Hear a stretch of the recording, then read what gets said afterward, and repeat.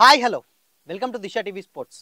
So మనకు రీసెంట్గా అంటే 2 days నుంచి వెళ్ళి ఐపీఎల్ మెగా వేలం అయితే జరగబోతుంది. మనందరికి తెలుసు ఐపీఎల్ 2025 మెగా వేలంలో చాలా మందికి ఇప్పుడు ఉన్నటువంటి డౌట్ ఏంటంటే, సో చాలా మంది కుర్రవాళ్ళని ఎవరైతే ఉన్నారో వాళ్ళు ఈజీగా సోల్డ్ అవుట్ అయిపోయారు. బట్ ఇంత మునుపు ఎవరైతే ఉన్నారో స్టార్ ప్లేయర్స్ మనందరికీ తెలుసు డేవిడ్ వార్నర్.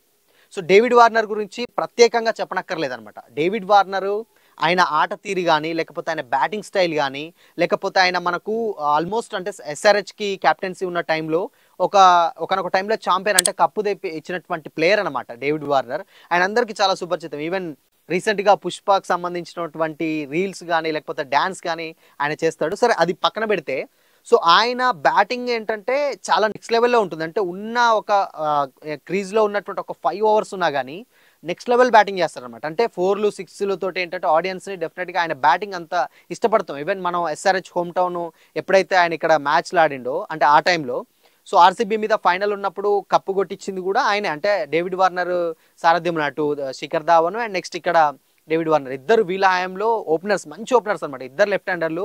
సో చాలా బాగా ఓపెనింగ్ ఇచ్చేది. ఆ టైంలోనే మనకు కప్పు కూడా వచ్చిందనమాట ఎస్ఆర్హెచ్కి, అంటే సన్ రైజర్ హైదరాబాద్కి. సో ఆయన 2024లో డెఫినెట్గా ఎందుకో మరి తెలీదు, బట్ ఆయన వచ్చినా కానీ ఏంటంటే అన్సోల్డ్ అయ్యాడు. దాని తర్వాత కూడా నెక్స్ట్ డే కూడా ఎవరైనా తీసుకుంటారా అని చెప్పేసి చాలా మంది డౌట్ అంటే అనుకున్నారు. బట్ ఎవ్వరు కూడా తీసుకోలేదు. మేబీ అది నిజంగా చాలా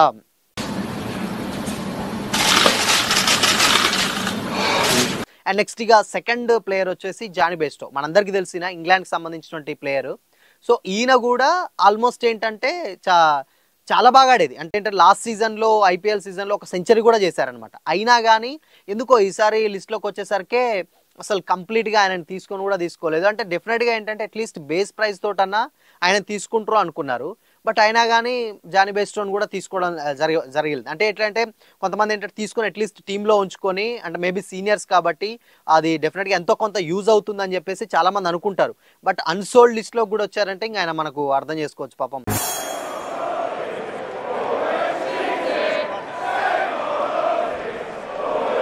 లాస్ట్ థర్డ్ ప్లేయర్ వచ్చేసి కేన్ విలియమ్సన్ కూడా మనకు తెలుసు న్యూజిలాండ్ సంబంధించినటువంటి player and excellent classical batsmen అంటారు అనమాట. ఈయన గేమ్ని బట్టి ఎలా ఆడాలి ఏంటి ఎక్కడ ఏ విధంగా ఆడాలి ఆయన పర్ఫెక్ట్గా తెలిసిన పర్సన్. అండ్ టీమ్ని మెయింటైన్ చేయడంలో కూడా చాలా మంచి, అంటే ఏంటంటే క్యాప్టెన్సీవి చాలా బాగా చేస్తుంది ఆయన. ఏంటంటే ఏ టైంలో ఎవరికి బౌలింగ్ చేయాలని ఈ టైప్ ఆఫ్లో ఆయన ఆట తీరు ఉంటుంది. అది చాలా మందికి కనెక్ట్ అవుతుంది అనమాట. ఏంటంటే మన దగ్గర ఎలానో ధోని నిస్వార్థంగా ఉంటారంటారు కదా, సో అక్కడ కూడా విలియమ్సన్ కూడా అదే చేస్తాడనమాట.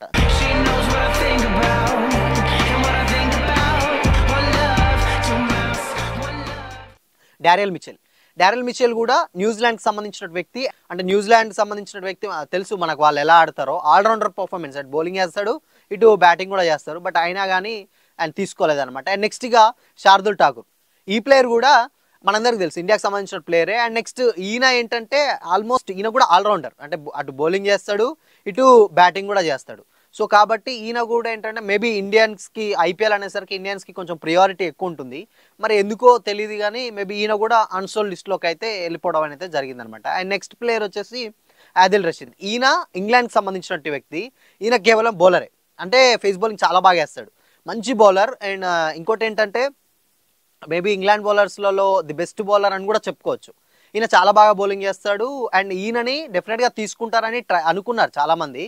కానీ ఎందుకో మేబీ లాస్ట్ సీజన్కి పోటీ పడి తీసుకున్నంతగా అసలు ఈ సీజన్లో అన్సోల్డ్ అయితే అయిపోవడం అనేది జరిగిందనమాట. ముస్తఫిజర్ రెహమాన్ ఇంపాక్ట్ ప్లేయర్ అని చెప్పొచ్చు బౌలింగ్లో, బంగ్లాదేశ్ ప్లేయర్ మనందరికీ తెలుసు. బ్యాట్స్మెన్ వచ్చి చాలా స్కోర్ చేస్తున్న టైంలో అవసరమైతే ఒక ఓవర్ ముస్తఫిజర్కి ఇస్తారు, ఆయన లెఫ్ట్ హ్యాండ్ తోటి వేస్తాడు కాబట్టి అది చాలా ప్లస్ అవుతుంది అనమాట. సో అట్లా వికెట్స్ సంపాదించేది కూడా రెహమాన్కి చాలా ప్లస్ అవుతుంది. బట్ ఈ సీజన్లో మాత్రం అసలుకి ఆయనకు అసలు అన్సోల్డ్ లిస్ట్లో అయితే పోవడం జరిగింది. ఇంకా ఇప్పుడు మెయిన్ ఏంటంటే ఇప్పుడున్న స్టార్ ప్లేయర్ అనే చెప్పుకోవచ్చు ఈయన కూడా, స్టీవ్ స్మిత్ ఏంటంటే ఆస్ట్రేలియాకి సంబంధించిందే.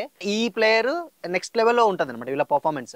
అయినా కానీ ఏంటంటే ఈ సీజన్లో ఏంటంటే ఆస్ట్రేలియా సంబంధించిన ప్లేయర్ అయినా కానీ అండ్ ఫామ్లో కూడా ఉన్నాడు. ఈవెన్ అంటే లాస్ట్ టైం ఏంటంటే ఇప్పుడు ఏంటంటే వీళ్ళందరూ ఏంటంటే లాస్ట్ టైం అంటే అంత మునుపు సీజన్లో అయినా లాస్ట్ సీజన్లో పెద్దగా పర్ఫామ్ చేయని వ్యక్తులు అనమాట. అంటే ఎవరికైనా ఏంటంటే ఒక సీజన్ ఛాన్స్ ఇస్తారు, మేబీ ఇంకొక సీజన్కి వచ్చేసరికి ఏంటంటే 2 seasons అలానే అయితే ఏమవుతుందంటే వాళ్ళకు కూడా హోప్ అనేది ఉండదు అనమాట. సో అందుకనే స్టీవ్ స్మిత్ని కూడా అన్సోల్డ్ లిస్ట్లోకి వెళ్ళిపోయాడు అనమాట. మెయిన్ ఈ సీజన్ విషయం ఏంటంటే ఎక్కువగా ఏంటంటే స్కోపు జూనియర్లకు ఇచ్చారు. అంటే ఏంటంటే యంగ్స్టర్స్ ఎవరైతే ఉంటారో అంటే ఇప్పుడు అప్కమింగ్ వచ్చే వాళ్ళ క్రికెటర్స్ ఎవరైతే ఉంటారో వాళ్ళ మీద కొన్ని కోట్లు పోసుకున్నారు. లైక్ ఇప్పుడు రిషబ్ పంత్ కావచ్చు, లేకపోతే శ్రేయస్ అయ్యర్. అంటే డెఫినెట్గా వాళ్ళు ఆడుతున్నారు. ఈవెన్ ఇండియా టీంకి కూడా ఆడాడు శ్రేయస్ అయ్యర్. అయి పంత్ కూడా ఆడారు అనుకోవచ్చు. కాకపోతే ఏంటంటే వాళ్ళకంటే కూడా నెక్స్ట్ జనరేషన్ అంటే తర్వాత వచ్చే వాళ్ళు ఎవరైతే ఉంటారో వాళ్ళకి ఎక్కువ డబ్బులు పోసుకున్నారు.